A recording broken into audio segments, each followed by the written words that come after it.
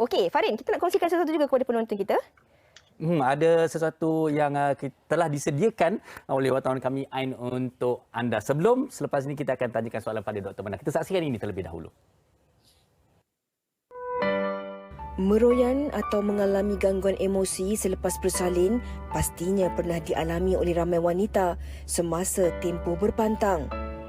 Mengimbas kembali detik menakutkan itu, Nurul Nadia Masrum, 35 tahun atau lebih dikenali sebagai Nat Masrum, mengakui pernah mengalami situasi tersebut selepas kehilangan anak pertamanya 10 tahun yang lalu akibat mengalami alahan pada susu formula. Sejurus selepas kehilangan anak pertama saya ketika itu, tidak dapat dinafikan saya mengalami fasa kesedihan yang melampau sehingga saya dapat memerhatikan anak saya dalam dukungan saya walaupun sebenarnya anak saya telah pun dikuburkan ketika itu.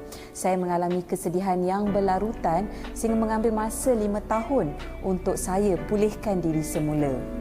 Dan dalam keadaan saya mengalami kemurungan seperti itu, saya banyak menangis, banyak menyendiri dan tidak mahu bergaul dengan sesiapa sahaja. Dan saya telah menyaaktif semua platform media sosial saya ketika itu kerana saya tidak ingin berjumpa dengan sesiapa sahaja dan tidak mahu ditemui oleh rakan-rakan saya ketika itu. Menurut Nat, dia mengambil masa selama 5 tahun untuk kembali pulih sepenuhnya. Kini, dia bergiat aktif menulis di media sosial di mana dia dapat menjadikan penulisannya itu sebagai cara terapi diri.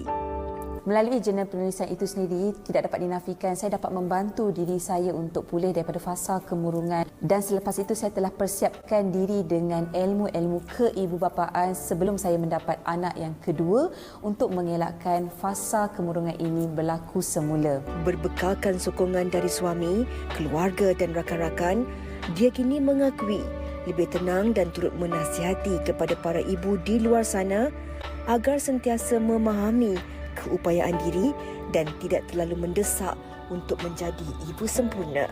Membiarkan fasa kesedihan ini melarat sehingga kita mengalami fasa emosi yang tidak stabil dan mungkin ada ibu-ibu yang selepas kelahiran mengalami kemurungan apabila mengalami masalah dalam penyusuan susu ibu, sukar untuk mengendalikan tangisan anak dan tidak dapat tahu tentang apa yang anak kita perlukan dan menjadikan diri kita tertekan sebagai seorang ibu.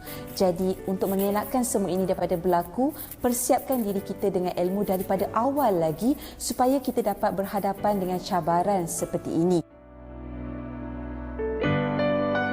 Baik, terima kasih di atas perkongsian dan pengalaman beliau sebentar sahaja tadi. Okey, seperti mana